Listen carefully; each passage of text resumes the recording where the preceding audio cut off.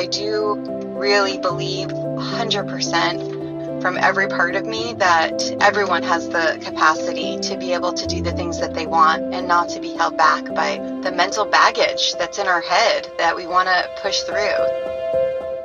Welcome to the Do the Thing podcast. In each episode, we get down and personal with people who go after the things they want to make all their wildest dreams come true. Join us as we unveil and dissect a formula for what it takes to do the thing. Here is your host, Stacy Lauren. Hey everyone, welcome to the Do the Thing podcast. This is your host, Stacy Lauren. Connecting with like-minded people is one of the best ways to follow your dreams. Today's guest is in the same mastermind as me, and our encounters are always energy-filled, inspiring, and quite entertaining. This guest has an impressive history of doing the thing. Nothing seems to stop him from going after what he wants in life. He's so creative and has the remarkable ability to see things visually.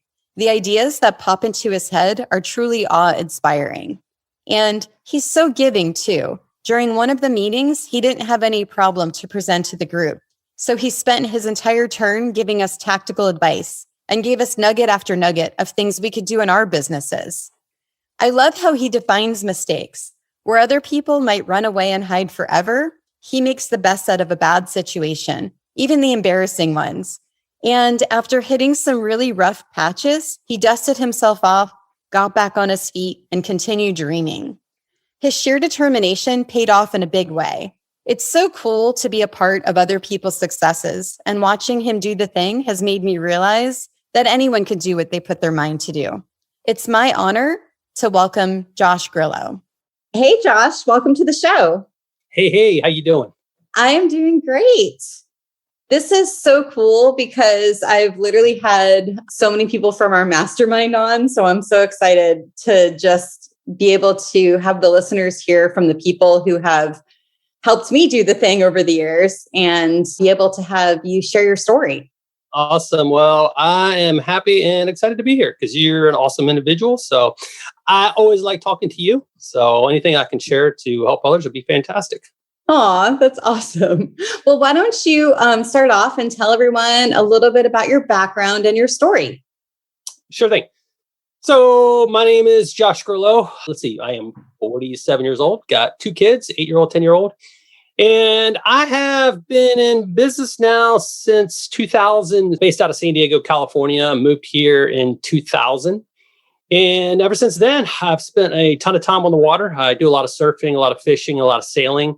It's kind of my background. I like to consider myself somewhat of a creator. I'm kind of creator, but I'm not. I'm very into marketing, making things look good, into branding, brand development. And I'm on my third company now, which is Resident 360, which I've had now since 2010. So typically, you'll find me out, usually out in San Diego Bay or surfing down at Black's Beach.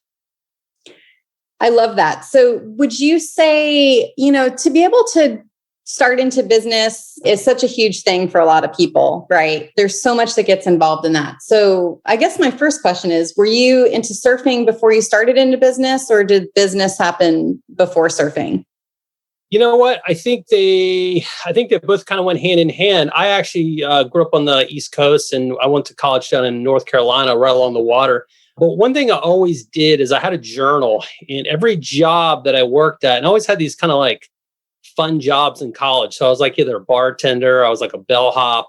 But what I would do is I would always be writing business plans in these journals. And it's just the most random stuff, right? Like, I'm going to create a restaurant that sells burritos, or I'm going to create a school that teaches this, or I would just come up with all these random ideas. And I just would literally lay them out in this journal. And then I actually start sketching logos out and what I think it might be. And it was just idea from idea to idea.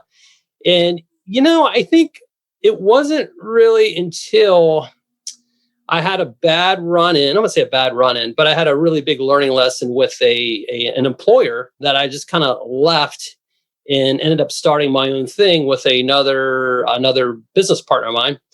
And just went for it. But again, I was young at the time. Let's see, I think I was like 27, about 27 when I had started my first company. So this started from a bad experience with a company that you were working at. And then you're like, well, forget this. If I'm going to do this, I'm going to do it on my own. Yeah, that's exactly right. So it kind of like I was also in the sales, right? So I was doing these journals back in college, got out of the college, started working for a couple of different companies, moved to San Diego. When I got to San Diego, I got a job working in media and really just kind of learned the ropes of how media works, local television, local radio stations. And, I was doing a lot of sales for NBC, CBS, Fox Television on different types of programs that we had that were running on those different stations across the country. And after a while, I kind of had the thought process like, you know what, I can do this and I can do it better than what my company's doing. And also, since I was selling it, the commission on it got a little screwy, and eventually I basically left. And with another former employee, we said, you know what, let's go ahead and start our own thing. Let's try to do this ourselves because we think we can, and let's see what happens. And we did. We started a company called Getty Advertising, and that was back in I think it was 2003. And actually, that company ended up being a pretty large company. We had programs going in over 70 television markets across the U.S. at one given point in time. And again, I was young, and when you're young like that, you just make a ton of mistakes. And the one thing I always remember is I just had a great deal amount of drive and hustle. And what I mean by that is I was doing all aspects of that business. I was doing, from the accounting, from the, building the websites, to creating a team offshore, to, managing the phone systems, to calling new leads, to every single job that you can think of that revolves around a business, especially one in television at that time, I was doing. And then also trying to build a very small team with it to support what I was doing. And, when you're young like that, I learned so much through that experience. But, it was a crazy, super exciting, fun times. Your whole mind is expanding as you're learning all this new stuff. I went really not knowing anything. Well, I would take that back. I knew about the television industry and how that worked, and for specifically what I was doing. But I didn't know business. I didn't know anything about business, right? And those are the mechanics that you learn, right? Invoicing, agreements, agreement language, how you should bill, how you shouldn't bill, what type of terms should you bill on, right? What makes you money? What doesn't make you money? How not to lose money? So all those little lessons come just, from that very first company. And there were a lot of them, but we did really, really, really good. I was super fortunate for that to be my first kind of foray into business. But, the one thing is, Stace, is this. I had a nice cushion. So I had made I wouldn't say a lot of money, but I made some decent money as a young 20-year-old selling a lot of television. So I had a nice savings account. And I said, you know what? I can start a company and I can coast for probably almost a year without taking a paycheck. And you know what? It literally was 9 months before I took my first paycheck. So it was literally 9 months of hustling with this business, getting it off the ground, getting it going before I literally wrote that first paycheck. Yeah, that's definitely some belief that what you're doing is going to work. I had no other alternative. Yeah. So it sounds like you also put your ego aside because you're in a way of just learning completely. Yeah, absolutely. Well, I think the ego part of it, I did a lot with Getty Advertising and what we were doing with television. I did a lot of presenting. So I was always big into presenting. So I was flying a lot around to different TV stations across the country, and I'd be the guy that would come in and do a pitch and, in front of, 50, 60, 70 businesses in the TV station studios. And I bring in the weatherman and the local 6 o'clock news anchors to help sell what I was trying to sell. So I loved that part of it. I mean, I was always, and I'm still to this day, I like to consider myself a presenter. But I guess that was kind of the ego part of it. But then as soon as I get on the plane and flew back to San Diego, that's a whole different story. Yeah. What do you mean by that? Well, because then it's the business side of it, right? So you're out there doing that, and it's fun. You're doing your song and dance, but then it's like when you get back, it's reality hits. It's like, okay, I got to build what I just sold. I got to figure out how to invoice what I just sold. And then I got to figure out how to collect the money for what I just sold. And everything in between that, right? Which we all know there's a lot of little in betweens. Yeah. So how did you get yourself to figure all that out? Honestly, just just going at it. I think just over time, figuring out, what I was failing at, what we were doing well at.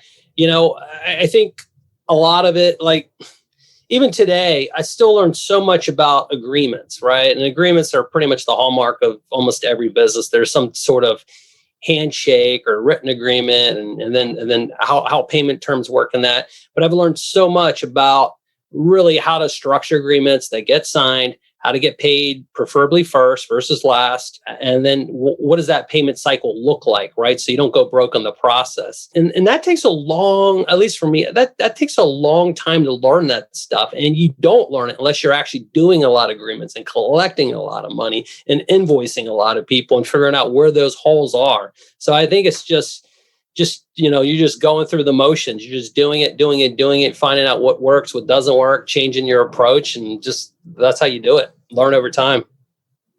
Yeah. And I think you said it earlier too, being okay making mistakes. So giving yourself that permission, to be able to go through that learning process too. Oh, you have to. Especially starting any business, it's like you just prepare yourself to fail, and just keep failing and keep failing and keep failing, right? Because of, through all those failures, that's how you learn, all right? You don't learn from the successes. I mean, the success just comes after so many failures. It's literally fail, fail, fail, fail, fail. Oh, success, finally, right? Yeah. And that's kind of how it is. My company now, Resident 360, we're a branding and digital marketing agency and multifamily. I remember it's been years now. I think it was probably about 5 or 6 years ago, probably more 6. We had a really big client. I like to call them a whale client, right? Everybody usually has a whale client, that one client that makes up a large percentage of your billing. And, that's I would say probably the number one rule in business, never have just one of anything. Right. So it's like having one whale client. Oh, that's setting yourself up for failure. And I knew it. My business partner knew it. And we always said to ourselves, this guy ever leaves us, this is going to cause us some problems. And lo and behold, I'm sitting in Hawaii, right, hanging out with the family in Hawaii on vacation. And I get the email. It's the 30-day cancellation that he was leaving us. He's bringing all the marketing in-house. And when you have a whale client, and that was a pretty big client for us, you almost go in shock. I mean, literally, I was just like, oh my goodness, now what? And you kind of go in panic mode and thinking, oh my God, what are we going to do? What are we going to do? Right. And you start making foolish remarks and just weird stuff happens. And then once you let it all settle, and it's like, how are you going to get out of this? And I remember it's like, I thought the world was literally falling when that client left, but I also felt like my back was against the wall. So what did we do? Me and my business partner, we turned around within like less than 12 months, probably picked up close to 100, 150 new clients. And we saved our asses. I mean, literally saved our asses within a year. But that was just because we had our backs against the wall, right? It's like you go down fighting. And that's how it was. I was like, literally, I'm going down fighting, right? He's gone. That's okay. I will literally pick up the pieces and see what I can do. And, that's obviously, like I wrote a couple books in my niche. So that's when I literally was writing the book, doing all kinds of crazy, content marketing to get leads. And guess what? It all worked. I mean, it literally all worked. Yeah, it's amazing that the thing that you were most scared of and terrified of at the time ended up being the thing that catapulted you to another level.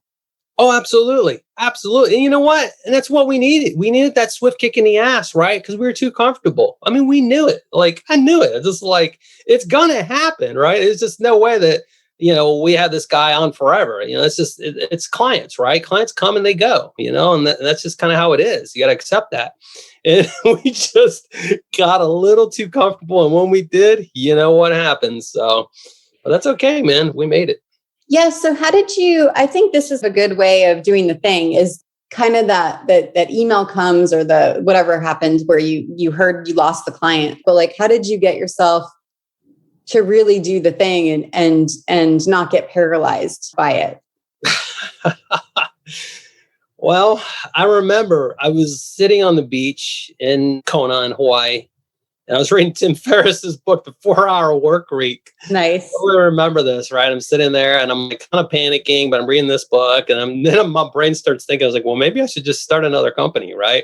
Like maybe I should just do something else, right? It's like shiny object syndrome, Stacy, right? I'm thinking like, oh, I can just start something else and I'll be able to get this money back quicker. Right. Obviously, that never, ever, ever happens. It's rare that happens. But you know what? I just gave it some time. I literally gave it some time. I didn't react. It's 24 hours, 48 hours. And let me process this. Let me not make any rash judgments and just freak out. Let me literally process what's happening and then regroup. And that's what we did. We processed and we regrouped, basically just, went at it. I mean, just went at it hard. And part of that was back in 2008, I don't know, let me jump backwards, but back in 2008?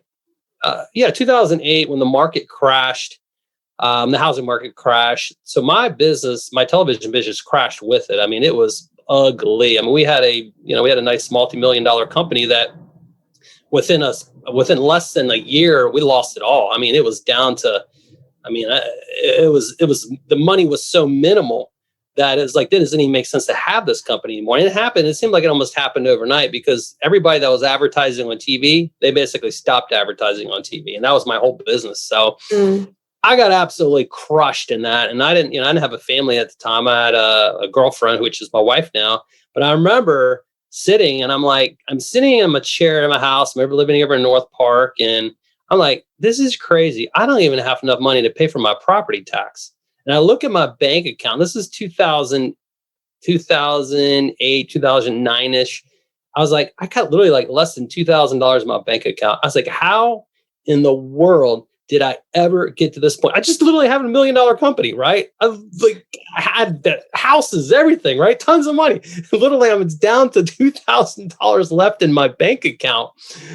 And I couldn't believe it, and I started meeting with bankruptcy attorneys too. And I was like, I got to figure something out here, because I owned a bunch of properties, and it was that moment, right? And it was like, my wife was like, my now wife, she's like, well, let me just help. I'll pay for the property tax. I'm like, okay, fantastic. That's great. But I remember sitting there looking at that $2,000 in the bank account. I said, this is probably the lowest point in my life. I've never, ever had this little money. And I said, I will never, ever have this happen to me again. And I literally wrote that down, how I felt during that day, that evening. And I think I had a few drinks too, which just made it all even worse. But I wrote it down on the paper saying, I pledged to myself that I will never, ever, ever get to a point this low again. And I haven't. And I always remember that too. I will literally go down fighting to the very, very, very, very, very end if I need to. And I think, talking about the client and doing the thing, is that was in my mind. Literally, that was playing in the back of my mind. I was like, I will not lose this company. I will literally go out and crush it now. And that's what I did. It just put me into overdrive. A real learning lesson for myself, because I've seen this with a lot of entrepreneurs, a lot of business owners, is, shiny object syndrome is so real. It's not even funny. And like, I remember when I started, not my first company, Get Advertising, but Resident 360, I always kind of had it, you know what I mean? I was always looking to say, okay, what else can I do? What else can I start? What else can I start? Versus saying, wait a minute here, I already have something. This is it, right? What happens if I literally put my head down and just grind at this, right? What happens after 5 years? What happens after 10 years, right? What happens at 20 years? And I remember, I can't remember who it was. I was listening to some podcast. Guy was being interviewed, and he's like, look, man, I've had this business for 20 years, and it's just, it's doing some astronomical amount of money. But he's like, you know what? I would have never got here if I stopped at, the 10-year mark or the 7-year mark. I put my head down. This is all I focused on, and that's it. There's nothing else but this. And here's where I am today. And I was like, you know what? That really resonated with me, Stacy, because I've had lots of opportunities over the last 10 years to do other things. And believe me, I've literally have been so close to starting other stuff. And I kept reminding myself, like, you know what? don't do it. Just stick with what you got, man. Like literally just stick with what you got. Fine tune it to get it to where you want it to be, right? To get it to, where you're able to live the lifestyle that you want, Josh, regardless if it's, if I wanted to sell the company or if I wanted to, have a great source of freedom, right? So that's when I did. I've literally kept my head down, right? And not started other stuff or even really looked at stuff for that matter for a very, very, very, very long period of time. And I got to tell you, it's been really extremely hard because I've seen a lot of people do a lot of really cool stuff. But I said, no, that's okay. I'm going to stick with it. I'm going to fine tune it. I'm going to fine tune it to get it to where I want it to be. So that's what I've done. Yeah. And it's amazing because you've done that. If we could go to this for a minute, is it's now allowed you to do other really cool stuff too. Yep. That's absolutely right. I think a lot of it is, it's all about the individual and how they define success for themselves. And, what does success look like? There's a lot of people that are super driven by money and objects and whatever materialistic things, which is totally fine. Right. There's other people that are driven by, having, the largest business or whatever, whatever drives you, that's all fine and, somewhat personal. For me, I like freedom. I mean, that's why I was in business. That's why I started in business. I do have a lot of drive and a lot of passion, but I've realized that, part of success for me is really being able to spend a lot of time doing the things that I enjoy and doing and spending as little amount of time on the things that I absolutely hate and despise. So, that's really what I try to do. I love sailing, right? I love being on sailboats. So, I try to spend a lot of time being on sailboats and learning about sailboats and doing lots of things involved around the water. Same thing with surfing. That's why I spend so much time surfing, because I'm trying to improve, right? I'm 47 years old, but I still surf 3, 4, 5 days a week. And I've been doing that for 20 years now. So having that freedom for me, especially is super important. Also, I got 2 young kids. I take them to school every single day. I see them every single day. I hang out with them every single day, right? My wife, she stays at home, right? I see her all the time. So we have a really, really, really nice lifestyle, which, this Resident 360 has completely allowed us to have. I'm super grateful for it, right? I'll never forget. I mean, but it is, I put a lot into this company and I still put a lot into this company, but, I'm just grateful that I've been able to get to this point. And part of that is, I have just really incredible people that work for me. I mean, I've got fantastic people working in all aspects of the business, especially in the areas that I don't want to touch. Right. And that's the beautiful thing, right? It's like when we started this company in 2010, I remember sitting in my house with a whiteboard saying, gosh, we got to do all this work. Would it be nice if we had a team that could do it all for us? And it's taken a long time to get to that point, but we have that team, right? And we've had it now for several years. But it is that, for me, that's one of the most beautiful things about businesses. If you set it up the way you want, regardless if you're a fantastic delegator, leader, whatever you are, it's, me, I like marketing. So I keep the marketing part close to my heart. My business partner, he likes finance, so he keeps the numbers close to him. But everything else, we have people that do that stuff. And it really provides us a sense of freedom. And also I just feel really good about, where we're at with the company and also who I have working for me, which, I think with any companies these days, you got to have great employees, right? That's what's going to get you to the next level, is hiring the best people that you can afford. Yeah. And I know it's been such an amazing process, even seeing that go through and how your team has really enveloped, even through COVID and everything like that. Okay.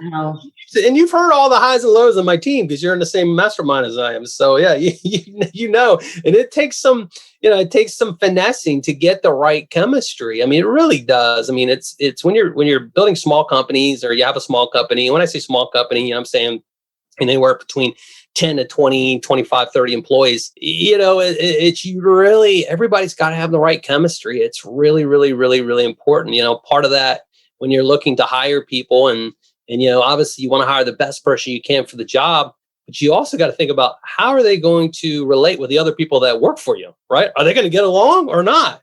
Because I can tell you, if for whatever reason they don't get along with somebody, can cause a lot of friction and a lot of headaches. Okay, so I'm dissecting your formula for doing the thing with business. So let me go through that and we'll see how I'm doing, if that's okay. Yeah, go for it. Okay, so I feel like this, and tell me if anything's off track. But yeah, number one, I'm thinking like just letting down that ego and really being able to be open and listening and learning through to people, through podcasts, through books, people in the mastermind, things like that. I think that's definitely been a piece from what it sounds like. Number two is being okay making mistakes. So you've like really reframed failure in a positive way, which I think helps prevent that fear that most people have. And then I think the third one is that grind, being able to put your head down in the blinders. And then the fourth one, I would say, would be the dreaming. I'm not sure if you're still doing that journal thing, but that's freaking cool that like you were doing that for the dreaming in the journal for a while. And then that's what your business is now, is creating logos and all that for people on a different level. But yeah, what do you think? I think you're pretty on. I think something I probably should mention that I haven't talked about, for me, a lot has been mindset too. Probably the biggest thing because, I told you about, what happened in 2008 when I kind of pretty much lost the company. I had to get my mind straight. I really did. And that took probably a solid year to get my mind straight because I just grinded down and kind of gotten this point of like, why is this all happening to me? Why is this happening to me? Why is this happening to me? Right. Kind of feeling sorry for myself. And then that's when I kind of like really started stumbling upon, just stuff that got me excited out there, Napoleon Hill, and started getting all into Frank Kern stuff and Jay Abraham and and Brian Tracy. And I would just Tony Robbins, and I surrounded myself with them. And I still do to this day. I mean, it's been years now, but, every single morning I get the exact same ritual, wake up, I do my, what I'm grateful for. I write it all down, usually 3 things I'm grateful for. And then I write out my affirmations. And then I basically do a meditation. And then I also have this is kind of geeky, but I also recorded my affirmations, and then I play them over headphones to myself while I actually stretch. So I do that. I've been doing that every single morning now for it's probably been 7 or 8 years, every single morning. So that it's kind of like one of the things that's really, I think, kind of keeping me straight. And, I'm a real positive person. I don't like negativity at all. I'm not a negative person. And I believe in being positive. So most of the people that I talk with, most of the people I surround myself with, and everybody in my team, I look for the best out of people and getting the best out of them. And that's been one of the things why I've been really successful is I've been able to surround myself with good people and get the best out of those people. And that's what's worked really well. People usually, when they work for me, they really, really like working for me because they see how passionate I am and how excited I get about stuff. And I'm not a micromanager or anything like that. I'm the guy that's going to pump you up to do your best, right? But I am, just as you said, I am a dreamer, right? I think big, and I have lots of ideas and lots of cool things, and people gravitate towards that, right? So that's really, been a part of my doing the thing, I think.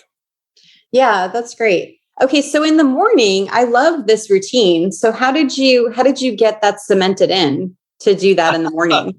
You know what? I think that I don't really know. I think I heard somebody saying about, oh, you need to write down your affirmations. And then I think maybe the 5-minute journal came out. When that originally came out, I was like, oh, this is cool. I got to get this. So I think the 5-minute journal is what got me going on the grateful part.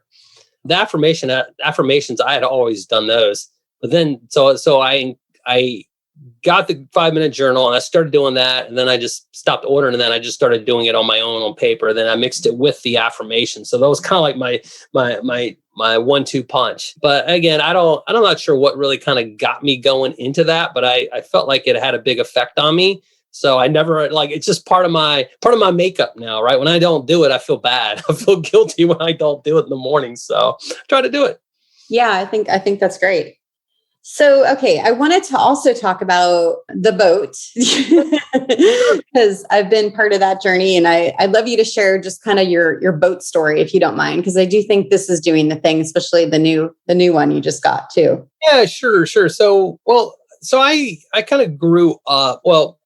So my name is Joshua Slocum is my middle name, and Joshua Slocum, he's super, super famous. He's one of the only guys to single-handedly sail around the world, right? He's like the first guy that did it single-handedly around the world. He's got a book out and everything like that. Now, I was named after him. Now, my dad wasn't like a big sailor or anything like that, but he did sail.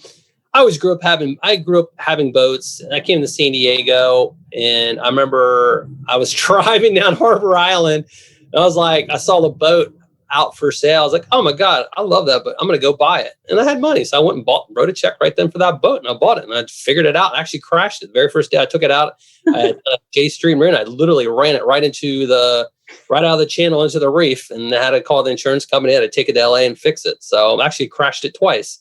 And then after that, I sold the darn thing, and I was like, never again. And then I got married, and my wife was like, oh, we should buy a sailboat. And I was like, really? So I used to have a couple of those things, and I was like, sure. Get on Craigslist. She sends me a link. She's like, how about this one? I said, let me go look at it. Go look at it. I was like, this is perfect. I wrote a check for it then on the spot, bought that boat and crashed that like 3 times. I learned a lot. We had a really good time on that boat. And that was like a little 25-foot Catalina. We were sailing around San Diego. But again, we had a couple bad crashes with it because it was kind of hard to steer. It had like a tiller handle steering. So we sold that boat. And then we basically, like a couple of years later, we're like, you know what? We should look at getting another boat again. So then we went and looked at a 35-foot Beneteau, a newer one, and we bought that boat. And then that boat was really awesome for us. So we basically would spend every weekend on that boat. We'd stay on the boat. We'd take it to Catalina Island, all over. We just anchor all over the place. And we did a ton of sailing. We were huge into sailing. We do a lot of fishing and sailing. That was kind of our big thing. But my wife's family got into it. Her parents that live near us, they both got into sailing as well. So we're all going together. It's kind of this family thing. And we just realized that, look, this boat is just way too small for us for having 2 growing kids. So then we're like, well, maybe let's look at a bigger boat. Let's look at possibly going and getting something where we can go down south and we can travel in. So we can go down deep into Baja and Mexico and stay down there for a while if we choose. So that's what we landed on now. We have this nice 45-foot Beneteau Oceanus, 3-bedroom, 2-bath. It's a beautiful sailing boat. And we just got this boat, actually flew down to Puerto Vallarta, bought it in Puerto Vallarta from a guy that lived in Malibu, who sailed it down to Puerto Vallarta and has been living on it down there. And then we just got it brought up here like about 4 weeks ago. So, our plan is to basically sell it all over San Diego, Southern California, Catalina. Then ideally, my idea would be to sell it, get it all the way down deep into Baja and mainland Mexico. And my dream is to be just anchored up at one of the nice surf spots down there and just surfing, with my wife and 2 kids on board and dog, and everybody's hanging out. And hopefully I've got a really strong internet connection. I can still make phone calls and conduct things the way I want to conduct them. But that's kind of the dream. What's amazing too about that is that it'd be so easy for you, having crashed those first 2 boats multiple times, Exactly, right. Get stuck in that, oh, I'm not good at this, or blah, blah, blah, and then this whole experience that you guys are having now and all of these things wouldn't even be happening. That's exactly right. I never thought I'd get another boat after I, literally the little 25-foot one. We had so many incidents with that boat around the docks. It was I think back, and I'm so scared when I think back about it. But again, I was like, this is not going to stop me from getting another boat. And lo and behold, and the funny thing is, it's every boat you buy, you're always like, oh man, I should have went bigger, right? So it's always kind of the saying, it's like, oh, I should have went bigger. And I'm on a 45-foot boat right now. And at first, to me, it seemed like it was huge. But now that I've been on it, I'm like, oh, you know what? This is big, but it isn't that big. I mean, it's big, but it's not to me, it's not crazy big, but it's fun. I mean, it's really, really enjoyable. And we like being on the water. And for us, it's we don't have a house on the water. Our house is, out towards the mountains, but we now have a boat that's literally in the water. So for us, it's really the best of both worlds. It's a great place to come down. It's like having an apartment right in the water. So yeah, I love it. I think I'm looking at your formula again, and I'm looking at it compared to the boat now. And I feel like it's pretty similar, with like being okay with making mistakes and, having that reframing for failure. You're probably learning a lot, and listening to people, the mindset thing. Absolutely. Absolutely. You're 100% on that. Yeah, that's amazing. I'm loving it. Actually, I don't know if you heard my boat story, but I had gotten it was a little minor crash, but I haven't really been comfortable driving one again. So I'm like, oh, now I got to go get on a boat. You should, you got to overcome that stuff. I mean, honestly, I just, oh man, I've had some accidents. So, but you know what the thing is, it's going to happen, right? I mean, stuff is just going to happen. And like, for me, it's just like, okay, just don't freak out. Don't panic. I mean, that's been the thing for me is like, all right, just don't freak out. Just don't panic. We'll figure it out, we'll figure it out. So yeah. And that's such a life thing. That's such a freaking life thing. I love that. That's so good. Do you feel like you go to surfing in that way too? Or is it kind of like, is that formula follow the same path if you think about it? Yeah. I mean, surfing for me has kind of been like I've gone through so many stages with surfing, to be honest with you, right? It used to be just pure excitement, love. Now it's for me, it's a getaway. I like going because it's me. I'm alone with my thoughts in my head. I have to be in the ocean. It's also like a form of fitness for me, right? Because a lot of people go to the gym, and I always say, it's kind of like my gym. I don't go to the gym, but I do surf quite a bit, and it's what keeps me in shape.